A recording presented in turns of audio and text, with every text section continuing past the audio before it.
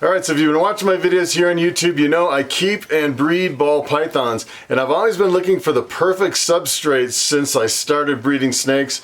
And I pretty much started with like a paper substrate. Then I went to an aspen, like a shredded aspen type of substrate. And that was kind of problematic because the snakes would end up getting like the wood chips stuck in their mouth. And then I finally eventually went over to a coconut husk substrate. And I've been using that for the last couple years. As a matter of fact, I just made a big order and I bought like $1,000 worth of the coconut husk blocks that you essentially soak in water and you break apart and you put them in these tubs. And today I've decided I am actually moving away from the coconut husk substrate. And there's one thing that I actually haven't seen really in a lot of snake rooms and a lot of people using the coconut husk. The one big problem with the coconut husk is that it breeds gnats like crazy, and these gnats are driving me nuts. I don't know if you actually in the last video you can actually see the gnats just flying all over in front of the camera. They are like infesting this whole snake room. They are driving me crazy. So what I'm gonna do is I'm gonna actually show you some of these tubs. I opened up a couple tubs just the other day and there's like this infestation of gnats, and they're like the fungus gnats that you see like in your potted plants in your house. And I don't know if anyone else is having a problem with these, but let me tell you, these are just driving me crazy. It's pretty unbelievable. Last night I actually went through and I hung up 4 pieces of the fly paper that you buy at the store and you unravel, and they're almost completely covered with gnats. It's pretty incredible. And then I was going through some of my snake tubs and opened them up. I was just kind of spot cleaning, and I noticed in a couple tubs there's just an incredible amount of gnats in those tubs. So what I'm going to do today is I'm going to switch over from the coconut husk substrate over to newspaper. And I've seen a lot of people use newspaper, and that probably one of the biggest advantages is that newspaper is essentially free. It's like a free substrate, and if you use quite a few layers it can be pretty absorbent. And I've actually never really used newspaper before. This will be the first time. I've used some other paper substrates like paper towels, or it's like the disposable rolls of paper towels. And then I've also used like kind of like a butcher paper kind of a substrate, but I've never actually used the printed newspaper. I've actually seen some people use the unprinted newspaper, and that's probably your best option, but you still have to pay for it. But you know, for me, you know, it doesn't really matter about the cost. I just want to get rid of these crazy gnats. And the other thing is I'm almost tempted to go through and spray some kind of insecticide in here. But the problem is I'm not sure if I want to risk all my snakes with an insecticide, because let me tell you, I have quite a lot of money invested in these snakes and I don't want to risk it spraying anything in here. And the other thing I also have is a little roach colony, a dubia roach colony that I use to feed my frog and my spider and my geckos. And I don't want to risk killing my roach colony because they take a long time to really get established. And it's really, my roaches are doing really well, and I don't want to even think about destroying that colony. So what I'm going to do is I'm not going to use any insecticides or bug killer or anything. I'm just going to go straight to the newspaper substrate, and hopefully that'll help. And so what I'm going to do is I want to show you I want to show you these fly strips, and then I want to show you some of my worst tubs that are infested with these fungus gnats. So I actually have 2 strips of fly paper over here and 2 strips on the other side of the room, and they essentially both have the same amount of gnats. Look at all these gnats. This is just, I just hung them up last night and already they are like totally covered with all these gnats. It's unbelievable how many are in here, and they're still like buzzing around my face and the camera, and they're just all over. I can't even believe it. All right, so take a look at this snake. This is Sunny, my super dwarf reticulated python, and he is in a crazed feeding mode. So I have to be really careful. I'm actually opening this tub with a hook. He's like going crazy over those rats, kind of leaping out. But if you can take a look at kind of the corner over here, you can see he has, there's like a bunch of gnats all over him and the substrate. And take a look at over here, you can really see it over here in the corner. It's just like little bugs all over the side. They're just like infesting this whole tub. This is probably my worst tub right here. And for some reason, it just seems like when you have this coconut husk substrate and you have the damp environment here, for some reason they just multiply like crazy. Seems like when the snake goes to the bathroom, essentially I spot cleaned right in the back and they just go crazy over the snake droppings, and for some reason they just kind of multiply on the snake manure or whatever you call it. It's pretty incredible. I don't know if they actually feed off of the droppings, but it seems like every time I have a dirty tub, all the gnats are congregated over on the side where the poop is over there. It's pretty incredible. All right, so I'm actually going to start with my 50-40 tubs. These are ARS 50-40s, and the newspaper is so incredibly simple. So what I'm going to do is I'm going to use just 2 layers, basically 2 sheets folded in half, so it's actually 4 layers. And then what I'm going to do is I'm just going to bring it up here, do a crease right here, and then flip it over, and then just put newspaper on the back. So this is a little bit absorbent and it'll clean up really well. And then the cup, I just use these little deli cups. They go right in these ARS tubs, and fill it with a little bit of water. And actually, for a while I was using these, when I was going with the paper substrate, I was using these moss balls made of sphagnum moss, and I was putting them in like a netting that you use for vegetables and fruit, and I didn't think I would ever use those again. They were getting kind of dirty. I thought, I'll never use these again. I threw them all away thinking, you know, the coconut husk will last forever. This is the perfect substrate, and here, come to find out, I need my moss balls again. So what I have to do is make some more moss balls. And this time, instead of using that netting, I think what I'm going to do is use some kind of like a pantyhose or something like that. And essentially what you do is you just wrap up the sphagnum moss, you dunk it in some water and squeeze it out, and that is the humidity for the tub. And then I put the moss balls up over here, so you keep them away from the paper. And then what you do is, you know, when a snake's going into shed, you just go through and wet the moss balls, and it works really well. All right, so this is essentially the setup. I just put the tub right in the rack, and let me tell you, I really love the rack systems. I've seen a lot of people with kind of different, with like lids on their racks and kind of a homemade rack.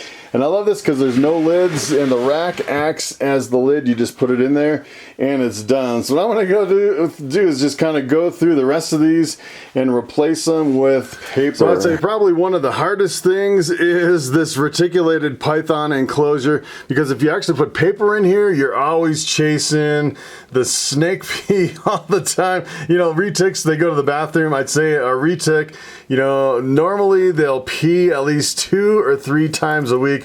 So if I switch this over to paper, it's definitely going to be a lot more work. But I definitely want to get rid of these gnats. These things are driving me crazy. And actually, if you look in there, you can actually see I saw 1 or 2 gnats, and since it's like completely enclosed, I'm not really getting the infestation that I have in the other ones. But if I open this up, let's see if she'll be nice today. If I can actually get her in a good mood. She's been kind of going crazy as far as the rat feeding mode. I definitely don't want her to come flying out and bite me thinking there's going to be a rat. So usually if you just touch them and kind of move them a little bit, they're okay. But it almost, the funny thing is about this girl is she's kind of jumping around, and she looks really fat, and I fed her a bunch of rats, but it doesn't really seem like this is from the rats. I'm starting to think, I wonder if she actually is building eggs, which is kind of weird, because if this girl is actually building eggs, she could lay a whole bunch of eggs, which would be pretty incredible. And a girl like this, I'd say she'd probably lay between 30 and 40 eggs. And I would have an incredible amount of dwarf, super dwarf, reticulated pythons. They would actually all be, this is actually a white albino reticulated python. The other one that I have that I paired up with her was actually a purple albino. So all the babies are going to be kind of in between. They'll be lavender albinos. They have 1 copy of the purple on top of the albino, which would be pretty cool. And she is a really, really beautiful snake. I would say this is probably, if I ever got rid of all my snakes, I would definitely keep this girl as one of the ones I'd keep probably for the rest of her life. And I don't know how long retics can live, especially, you know, this is a 50% Jampea dwarf. She's probably about 80 pounds. So she is a really big girl, and she is not happy. She does not want to be touched. She's like, leave me alone. And I'm thinking maybe she's building eggs the way she's looking, really thick and plump. So I'm not even sure if I want to get in here to change the substrate, because she may be in the middle of laying eggs. This is actually would be my very last snake to lay eggs, because all my other ball pythons have already laid. So it's possible that this is like a really late end of season egg building in this girl, the way she's looking really plump, which would be really awesome. And if I do get some reticulated pythons from this girl, some hatchlings, I could probably fill up half my display table at the reptile shows with all these hatchlings. That would be pretty awesome. All right, so I just opened this tub and I was getting ready to spot clean it, and I wanted to show you how the gnats kind of congregate around. I don't know if you can see this, but there is just tons of gnats all over the place. They're just like buzzing everywhere, especially on this snake manure. It is pretty incredible how they're just really congregating all over on that manure. It seems like only on one side, and then I open up and they just kind of fly out all over the place. This is actually my het caramel female number 2. She laid a bunch of eggs. I think she laid a clutch of 13 eggs, and she is slamming the rats. She's actually eating adult rats. This is the only ball python that I've actually even heard of eating full-size adult female rats. She can take, look at how big she is. She is a really big snake, and she was, I'd say, probably close to 5,000 grams when she was full of eggs. And then she laid eggs, and now she's just slamming the rest. She's probably up to probably 4,500, close to 5,000 grams. She is a really big girl. All right, so I wanted to show you just how much of that coconut husk block that I use. I use probably every 3 or 4 weeks. I use, I'd say, 6 or 7 blocks, replacing all of the coconut husk in all of these tubs. And the biggest users of these, I'd say, are these really big tubs like this one right here. This is actually my corn snake, and look at how big this one is. He's stretched all along the back. He is a really long snake. And the cool thing about the coconut husk in here is that if he just makes a mess, I just go in, spot clean it a little bit, and I don't have to, like, you know, take everything out and change the substrate, you know, like newspaper, and then put it all back. That would be quite a bit more work, especially if you're doing it on a regular basis. I don't know. It's hard to tell how often these snakes actually go to the bathroom.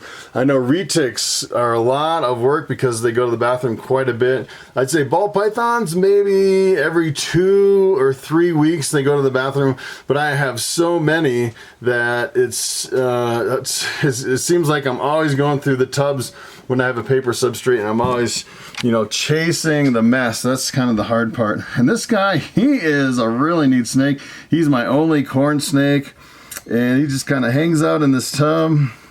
I handle him a little bit, but not a whole lot. And it's look at this. This is like the perfect enclosure for him. He just loves all this space. It's got a little window in the front that he can look out. That is a really good environment for that snake.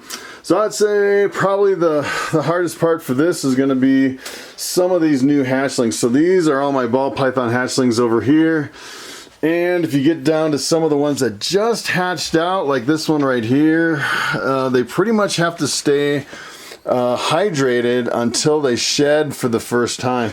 So you definitely don't want these hatchlings to dry out too much, especially right out of the egg. And you really don't feed them or do anything until they shed out, and then about a week later you offer them their first meal. This guy's like right out of the egg. So what I'm gonna have to do on these guys is I'm gonna have to actually get my moss balls all set up, and I'll probably have smaller moss balls for the small tubs, bigger ones for the bigger tub, and then kind of go through and use those for pretty much all these tubs are all going to need mothballs. So I'll probably work on this a little bit at a time because it is an incredible amount of tubs. So if you've actually had a problem with gnats before in your snake room, feel free to leave a comment in the comments section underneath this video and let me know how you actually solved the problem. And I don't really want to use any type of chemicals in this case. I've actually seen people with this particular kind of gnat that they've used diatom powder and they put it in the soil of their potted plants